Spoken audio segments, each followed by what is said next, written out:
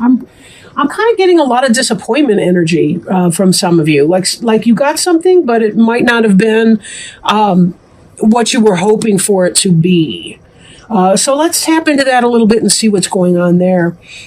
The card on the bottom of the deck, which I view for additional support into the reading, kind of that one card summary, is the Wheel of Fortune.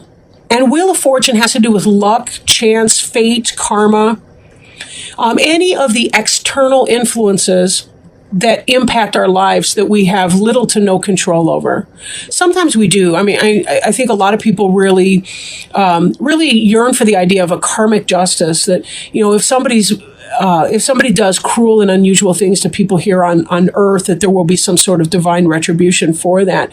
And I think that's a very natural longing for people to have. Sometimes we do good works in the hopes of turning our karma for the better. Sometimes luck is just luck, though. It can be good, it can be bad, it can be indifferent, and it has nothing whatsoever to do with the person. So kind of differentiating between those two effects. But sometimes with the Wheel of Fortune, it really is about we get out of our own way and then the doors can open for us. So we do have to do our part, whatever that is, because we really don't know when the Wheel of Fortune turns, if it's going to be karma or luck, fate or chance. We don't always necessarily know that. But certainly there's energy behind the scenes that are helping to make this happen. And we'll return to this card most likely during the reading as we get the other cards. We get some view of the other cards going.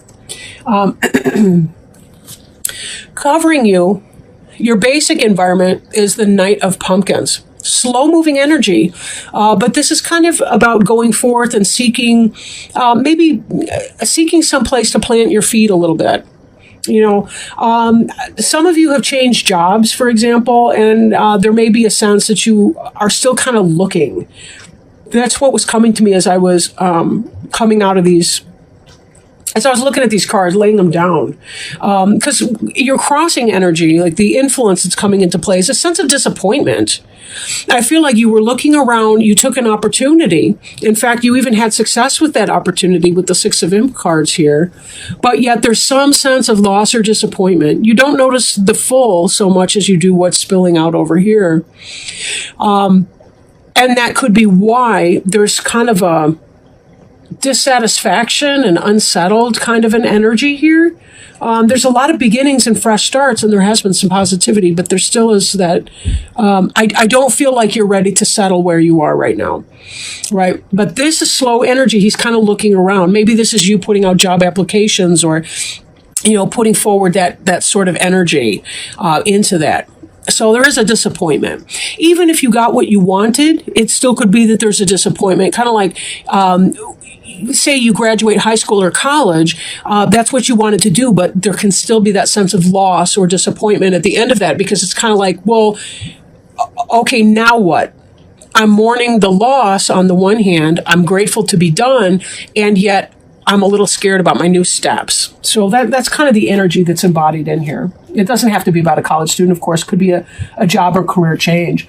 This Seven of Imps is about you thinking about moving on to your next thing. Someone's pointing out the house at the top of the hill. Could be a haunted house, could be a positive house. We don't really know. And there's a sense of curiosity and looking around. The faces that we can see have different expressions on them, but some of them are looking back at the smallest one saying, what do you want to do with that? This figure right here represents you, the person who's moving on, and trying to get a sense of, yeah, we're moving on, but we don't really know to what just yet. But this is imps, and that's the fire suit. So that's sort of about taking your passion and putting it into action. And that's clearly what they're doing here is they're moving on. So that could be motivated in part by disappointment, but it's harder to move on into something new if you're focused on the disappointment in your present tense or past tense, as opposed to looking at something positive that you want to be going into. In other words, if you're the mule attached to the cart, it's harder to move on because you feel the stick poking at your back than it is because you're chasing the carrot in front of your nose, right? We always want to find the carrot in motivating us into action. Otherwise, there can be a sense of lack of direction or a sense of confusion that comes about with that if we're not really sure what it is that we want to do. So you did get something that you wanted, but you're still feeling that sense of dissatisfaction. Could be that you moved out of one situation that was bad into another situation that may be better, but it's still not quite where you feel your heart wants you to be. And certainly in the past tense, the recent past, or present tense moving into the past, we have this card of thievery. Either somebody stole from you or you stole from them. But given the disappointment here, the disappointment is conveyed by this little figure in the cat suit. And this is the card of disappointment, heartache, negative action against you. The moon is not thrilled with the Hamburglar over there on the right-hand side, the big tall figure. The cat is looking angry. And the bats seem to be hovering in consolation, even as the kid in the clown suit is providing consolation to the kid in the cat suit. But this energy here is so much about the disappointment. Disappointment. And again, we see that here too. So it was from this kind of energy where it felt like a theft or someone stealing something from you or treating you unfairly or unkindly or taking advantage of you in some way into a new situation that still involves some kind of loss in spite of there being the victory. You got out of the frying pan into the fire, I guess. But the new situation, I don't feel like it's quite as bad as, the fire analogy, but anyhow, in the future, the immediate future, we have temperance. Temperance has to do with peaceful waiting, right? There's a process that comes underway. And we know that this night energy is slow because pumpkins is the slowest moving energy in the deck. And this knight is basically standing still. His horse is shifting weight. It's not even moving forward. We have the sense of disappointment. But as you're waiting for something new to come into your life, some new change, some new opportunity, it's very important that you check that you're not making your wait more uncomfortable than it need be because of an attitude. You have the right to feel disappointed or frustrated or lost or lack or any of that. But it's always best to clear that energy in a healthy way. Allow yourself angry journaling, crying, talking to your friends or your therapist or whoever you need to talk to about it. Give vent to your feelings and then be sure that you're doing self-care so that you can put yourself back into a positive space again. Do your meditation and ask for spiritual and divine support, whatever that means for you. The card representing you here is the Page of Pumpkins. The Page of Pumpkins is somebody who's inquisitive, a student, earth sign, Taurus, Virgo, or Capricorn, somebody who's a scholar, has learned a bunch of things. But here she's put her book down and now she's looking at something. She's holding something material in her hands, right? This is about taking that learning and making it manifest, right? Learning how to actually apply your knowledge, and that energy is carried further into the Knight of Pumpkins energy, because knights tend to be about going forward into the world and using their learning to create something, right? But this is still kind of that scholarly or learning phase. Now she's out of the books and into the science lab, I guess, doing experimentation and so on. But this can also be the beginning of a new business, a new start for some of you. You may be trying to create a business on your own, doing something like that. With that kind of guidance, that may be the most positive thing that you can do for yourself, creating a new life or new environment. Now, in your environment, things are not very clear. The moon can be about deception. It can be about, he's going mad, howling at the moon here. He's a lunatic. We have the contradiction of the French bulldog. The French bulldog is the domesticated dog. They have similar ancestry here, but yet he's calm and he's civilized, essentially. He's been trained. He's good. This character, he's dangerous. He's bending wires. The skull, the pumpkin, they all look afraid of him. Right? The cat looks aggravated. Look, what the hell are you bringing this unstable energy in here for? So, in a world that may be unstable for you, be careful that you're checking in with yourself so that you know what your best options are and continue to follow your leads into some new pursuit, whatever that might be, right?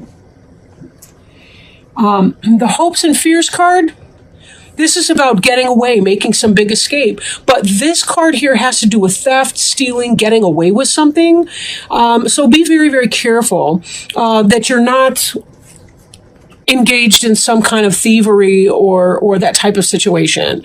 You could be afraid that someone's going to try to steal from you again, or do you wrong again. Keep your karmic side of the street clean, and then this Wheel of Fortune may not manifest to the negative for you. You may have nothing to worry about in that. I'm not really feeling a lot of negative energy.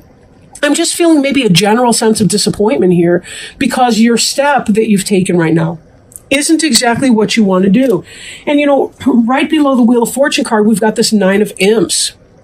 And the Nine of Imps is about guarded energy. They're guarded. They've been through a battle. The battle's now over, but they're still feeling kind of like a wounded warrior.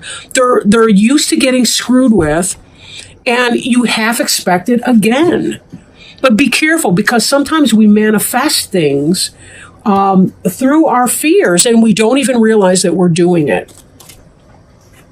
Now, the final outcome card is more disappointment.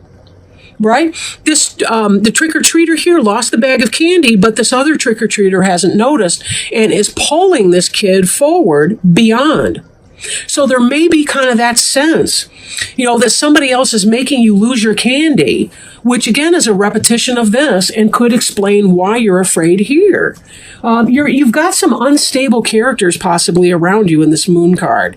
Could be that people are being deceptive. They're not sharing all that is needed to know for you to make your best choices. But the guidance I'm feeling here is do what you need to do, and it may be slow getting out of there. Be patient and bide your time. Keep your side of the street clean. Don't you engage in fuckery and nonsense like some other people might, but you just do slowly, steadily, do your work, create and do your jots and tittles, fill out your job applications, and do what you need to do to get out of this situation. And in time, it will happen, because the Wheel of Fortune, even though this person looks terrified, it will take a hand. Temperance is a good card. And it really is about, you know, the cake is in the oven. There's nothing we can do. We can't turn up the heat or we'll burn the cake. It'll be weird. We sort of just have to bide our time in that and allow for fate to have a hand in it. If you do what you need to do, keep your karma clean, in time, the universe will catch up. They are orchestrating things behind the scenes, even if you don't know what that is just yet. So be patient. And remember that patience is ultimately peaceful waiting. Peaceful waiting. So now, with that in mind, I do want to pull a Alice in Wonderland Oracle card by Lucy Cavendish. Beautiful cards. They just were released in September. And see if there's any wisdom, guidance, anything helpful that Spirit feels that you may benefit from knowing, or any encouragement that they might provide you as you're trying to get through what could be an uncomfortable situation for many of you. Oh. Investigate. This one just kind of popped out at us. I've been having a lot of luck with that lately. Investigate. Look closely, ask questions, and think before acting. Give me one moment to look up the card in the book here, and then I'll read it to you. These tend to be a little bit long, these explanations, but they're totally worth it. So we have here, no, I'll look first. And that's a quote from Alice, of course. Too many people blindly follow others, and in many situations we can find it easier to go with the flow, to trust in other people, and even to follow orders. But Alice does not do this, not until she has thought it through for herself. She may be impetuous, adventurous, and curious, but she is also sensible, cautious, and inquiring. Alice remembers the good, common-sense advice she has learned through hearing stories of others' mishaps. And right now, you must be like Alice. This card, in fact, let me pull up this Temperance card, because that's kind of what I'm hearing. This card asks you to check something carefully before going ahead. You are being encouraged to take a daring new path of action, and while everything is most likely well, you still need to take responsibility and remember to be your own guardian and caretaker. Look over the details, check the packaging, be sure to know what is in the fine print, and ask questions about the arrangement or the offer which you are about to enter into or accept. That's this little page of pumpkins right here, as she's going through all the details, right? If, like Alice, you find there is nothing alarming or hidden about the arrangement, and here we have hidden and alarming arrangements in our Moon card, by all means, go ahead. However, do not follow orders or blindly do what you are told. Investigate, decide, and if you go ahead, be prepared for unexpected changes when you sign, start, connect, or decide to advance. There is always an element of the unpredictable, and there is no way of preparing for all the strange and wonderful things that will happen next. Here's another card for unpredictable right here, the Wheel of Fortune. Sometimes we just don't know what we're going to be offered. So this card in divination indicates an important decision requires you to inquire, inform yourself, and think it through thoroughly. Find out as much as you can and look at the fine print.